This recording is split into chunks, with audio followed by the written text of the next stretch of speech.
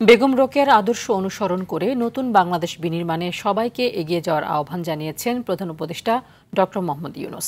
সকালে রাজধানীর ওসমানী স্মৃতি মিলনায়তনে বেগম রোকেয়া দিবসের অনুষ্ঠানে এই আহ্বান জানান তিনি। বলেন, আজকের যুগে এসে যেসব বিষয় নিয়ে চর্চা হচ্ছে সেসব কথা বহুকাল আগেই বেগম রোকেয়া বলে গেছেন। গণ অভ্যুত্থান পরবর্তী এখন যে নারী সমাজ তা ভিন্ন নারী সমাজ, তাদের মাধ্যমেই নতুন বাংলাদেশের যাত্রা শুরু হয়েছে বলে উল্লেখ করেন তিনি।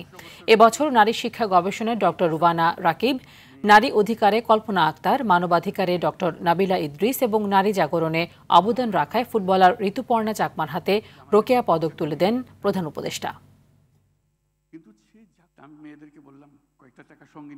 আজকে যারা পুরস্কার পেল তারা সেই সমাজ নির্মাণের পাথেও আমাদেরকে দিচ্ছে। আমরা সারা জাতি তাদের উদাহরণ থেকে, তাদের পথ চলা থেকে শিক্ষা পাই এবং যে আদর্শে বেগম রোকেয়া আমাদেরকে নিয়ে যেতে চাচ্ছিলেন অতি চমৎকারভাবে তুলে ধরেছিলেন তার বক্তব্যে, তার লেখায়।